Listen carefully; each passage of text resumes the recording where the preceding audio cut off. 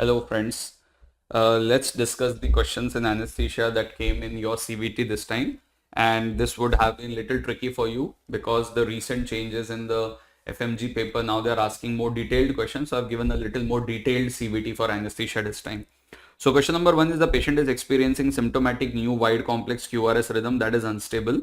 Cardioversion is indicated, high ASA score, uncontrolled ischemic heart disease and diabetes with a Malampatti score of 2. What is the most appropriate sedative agent for this patient? So we are talking about somebody who is a cardiac patient who needs a sedative for a procedure. And we know that in cardiac patients, our go-to choice is always etomidate because it is most cardio stable, isn't it? Most cardio stable. So will we use etomidate? Yes, propofol will cause hypotension, which is not indicated in this patient.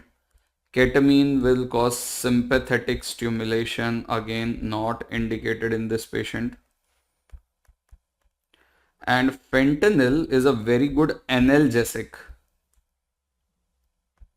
but not a very good sedative agent. So we will use some analgesic, but we will not use predominantly fentanyl because it is associated with a lot of respiratory depression. It's not a very good sedative agent. For cardioversion, you need a mixture of sedation, pain relief. So we'll use probably etomidate and a combination of fentanyl, right? So the correct answer to this question was etomidate.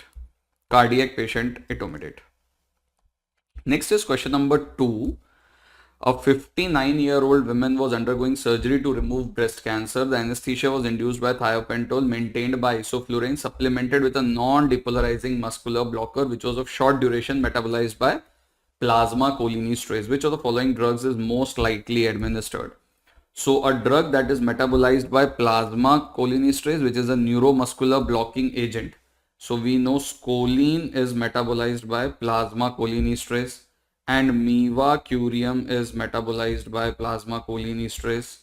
These are the two muscle relaxants that we know are metabolized by plasma cholinesterase. So the anesthesia was induced by thiopentone, maintained by isoflurane, supplemented with a non-depolarizing neuromuscular blocker. So the question is very specific that the muscle relaxant given is a NDMR, and we know scoline is only DMR available for our use.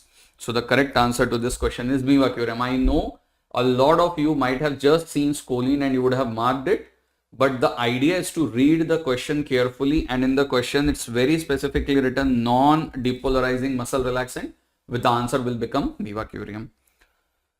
Question number 3 from anesthesia is a 37-year-old female scheduled for elective laparoscopic hysterectomy induced with 140 milligrams of propofol, 100 mics of fentanyl, 70 milligrams of rocuronium. After intubation, anesthesia was rapidly maintained with a inhaled anesthetic agent. Within the first minute of administering the inhaled anesthetic agent, patient's heart rate decreased from 70 to 50 beats per minute and blood pressure decreased from 130 to 130 by 70 to 80 by 48. What is the inhalational agent was likely to be induced above response? So you gave 150 milligram propofol, you gave fentanyl, then you gave rock, you intubated, and then for maintenance you used something called bradycardia. You use something called as bradycardia. All right, and bradycardia is only caused by halothane. We have discussed this thing. All inhalational agents either will keep the heart rate same, that is nitrous, xenon, CO, rest all tachycardia, but halothane is the only agent to cause bradycardia.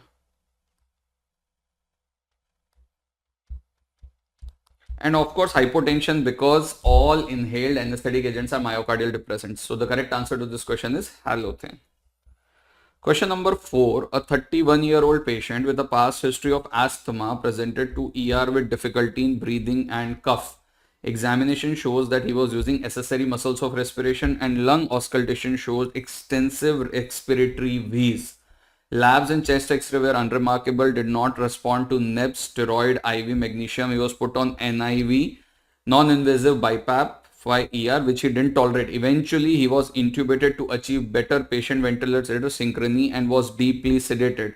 Second day in ICU, his wheezing was much better. What is the next best step? So you have a patient with a respiratory problem whom you first put on non-invasive ventilation, then you put him on invasive ventilation, and now your patient is better clinically.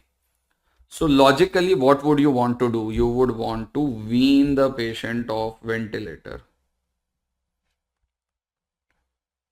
isn't it? You would want to wean the patient off ventilator. Now, how would you wean the patient off ventilator? So there are two ways. First is weaning modes of ventilation. So initially you were doing a controlled mode. So from controlled, you will put the patient on SIMV. From SIMV, you will put the patient on pressure support ventilation, and then you will reduce the pressure subsequently. Second is to check clinically. That means you remove the ventilator and you see whether the patient is improving or he is deteriorating. So look at the options. Will you extubate this patient immediately? Never. Sedation, vacation and spontaneous breathing trial. Sounds okay. Do sedation, vacation 2 days later. The patient is much better today. Why would you wait for 2 days? No. Do spontaneous breathing trial on sedative medication. See, if you do anything on a sedated patient, then the efficiency of that thing would get very less. Why? Because the sedation will cause respiratory depression. Also, you will not be able to understand what is the clinical condition of the patient, whether the patient is alert, cooperative, conscious, able to maintain his airway reflexes. So no. So by exclusion only you can come to the right answer that yes, you will stop sedation. You will give a spontaneous breathing trial, in which early in the morning what you do is you give the patient a spontaneous breathing trial on some support, either pressure support, or you put a T-piece and you let the patient breathe for 2 hours. After 2 hours, you check for the clinical condition, you check for AVG, you check for alertness, ability to protect airway. If everything is good, then you try to extubate the patient. If you feel the patient is deteriorating after 2 hours of spontaneous breathing trial, you will again put the patient back on ventilator. All right. Question number 5. Which of the following system prevent the attachment of gas administering Ron type of gas line? So it is gas line, that is pipeline, and we know when we want to prevent wrong attachment of pipeline, something that we use is diameter index safety system. When we want to prevent wrong attachment of cylinder, then we use pin index safety system, or PIS. So PIS and DIS. All right. So these were the 5 questions that came in your CBT, and they were pretty tough. I know that, but sometimes it is required. I did not want to make you feel bad about anesthesia, but I just want you to be prepared, because these days we are getting long stem questions in anesthesia in your FMGE. So you just be prepared. Whatever we have discussed in DFX, more or less everything is going to come from there. So all the very best, and do let me know how you felt about your exam.